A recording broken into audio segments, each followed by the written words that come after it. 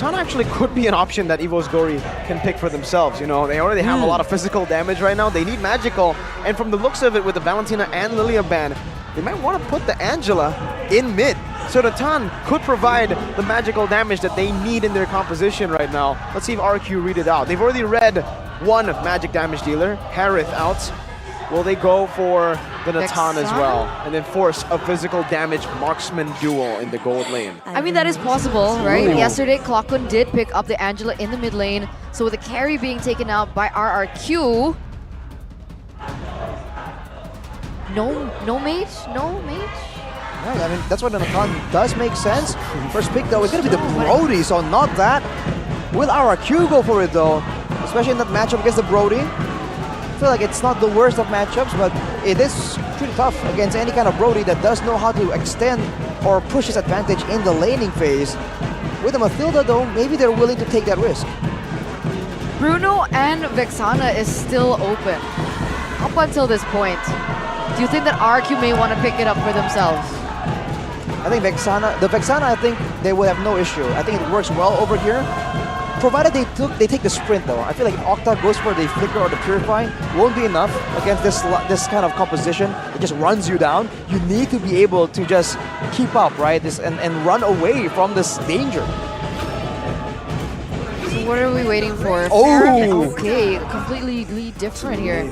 Paramis and Bruno is their choice in for RRQ. And now we're going to take a look at the last pick coming in from Evos. Drum roll. Drum roll. They need either a roam or a mage. It really depends where the Angela is going. If they go for roam, they want to go for something like a Minotaur here up against this dive? Is Ruby still? No, Ruby's banned. Yeah. Minotaur or Vexana? Oh, Tigreal.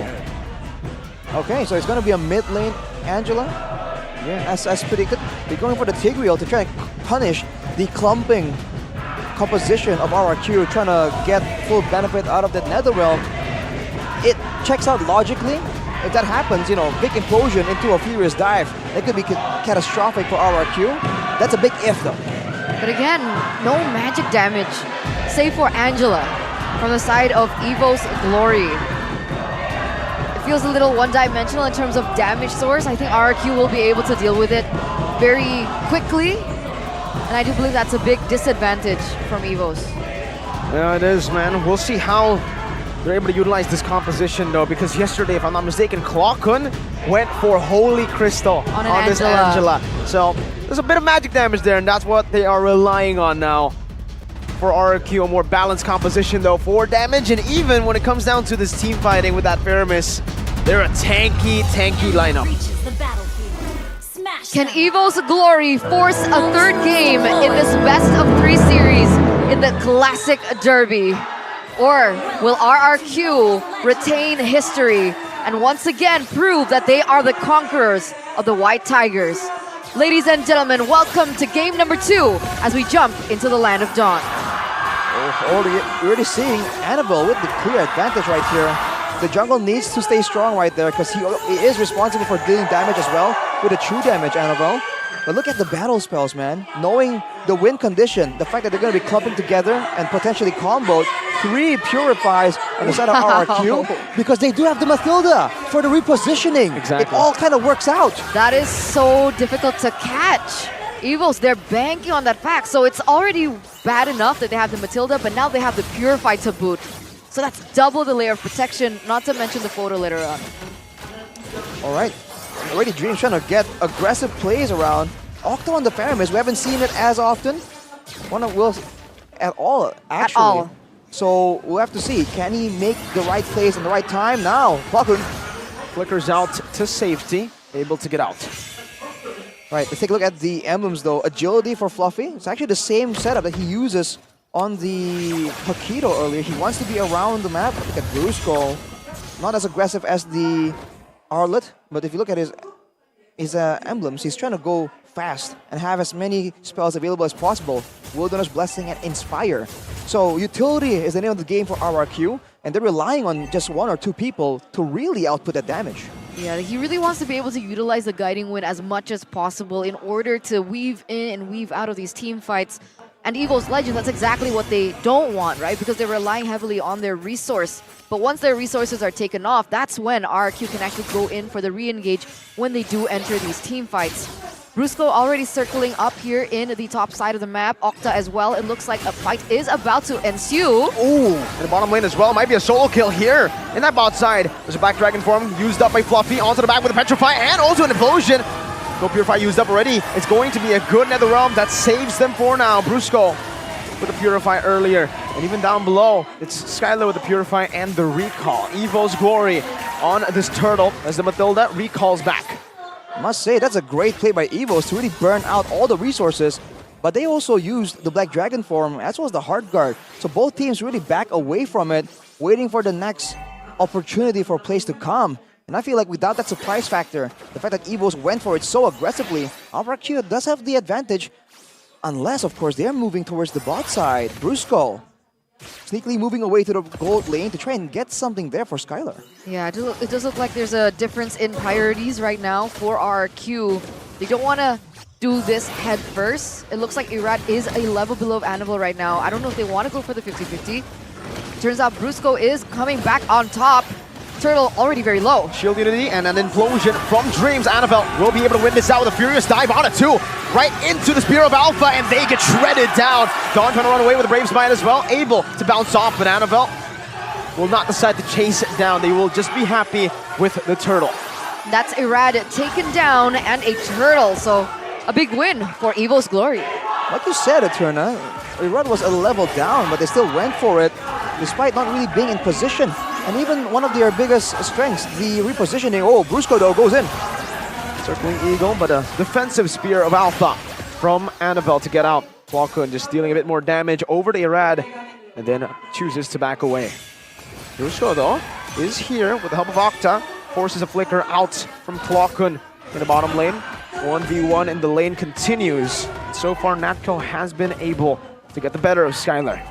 I was about to just mention the fact that Brusco on the Matilda, RRQ hasn't really been playing around this guiding wind as efficiently as they could.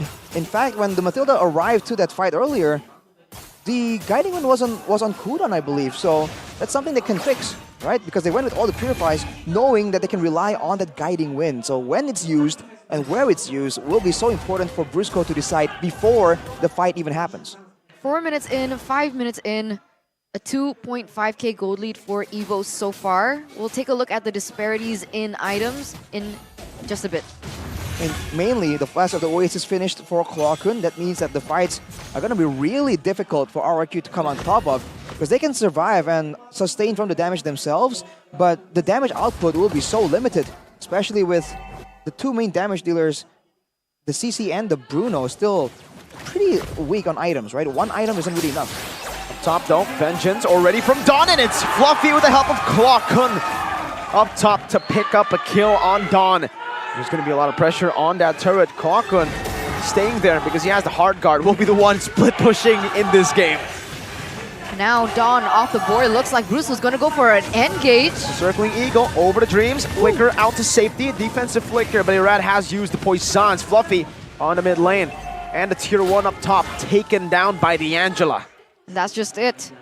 We can see now Evos, they don't exactly commit onto this objective though, but Angela's still pushing, Clockun's still pushing in for maybe another turret if RRQ don't answer this.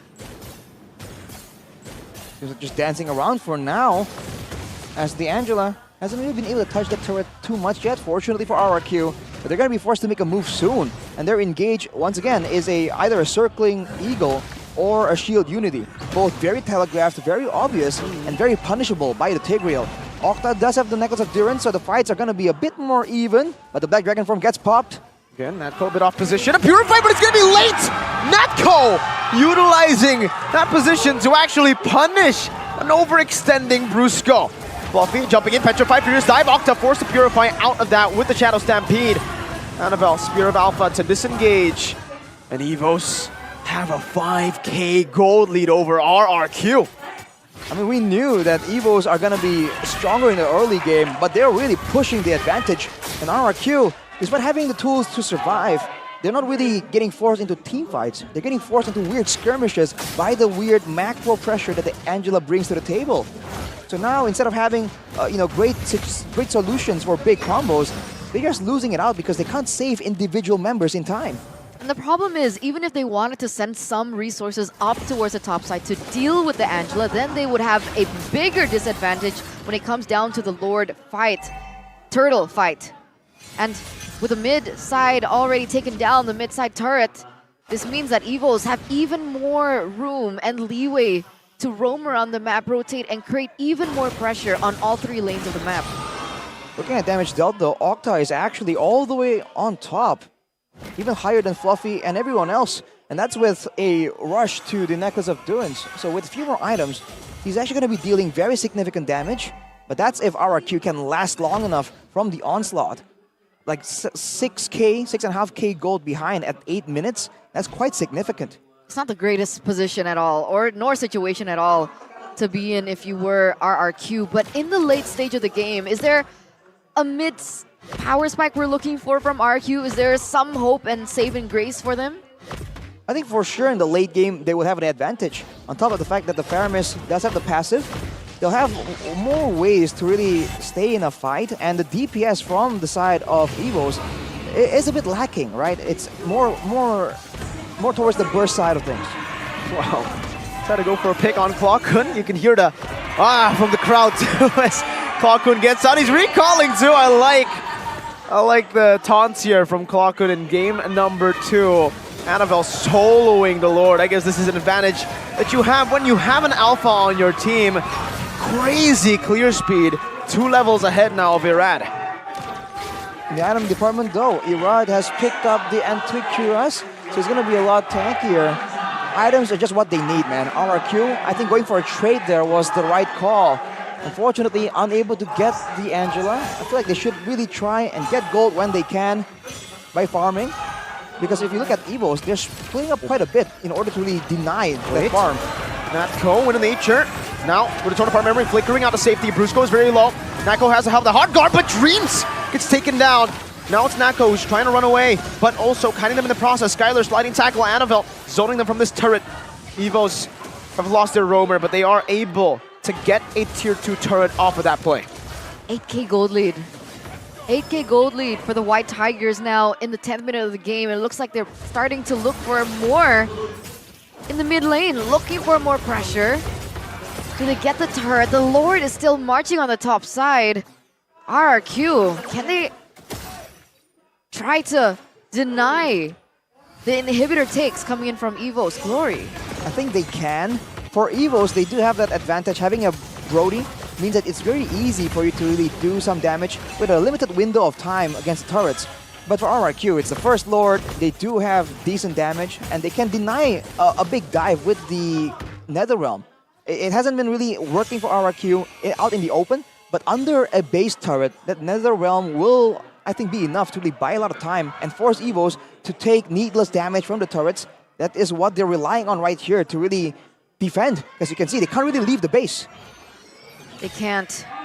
The game fact here by GoPay, Baxia became one of RRQ's winning heroes in MPLID Season 12 with an 81.82% win rate from 11 picks, even securing a 3-win streak in week number 1. However, in MPLID Season 13, RRQ's Baxia has a 50% win rate from 4 picks. What's going on the stage? I have no idea. Well, yeah, the car's getting hyped for something. what are they getting hyped over? I'm curious. I think they're just yelling at each other right now.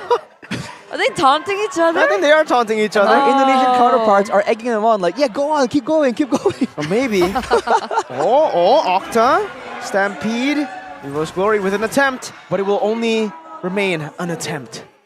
Evos, for sure, is feeling the clock tick, man.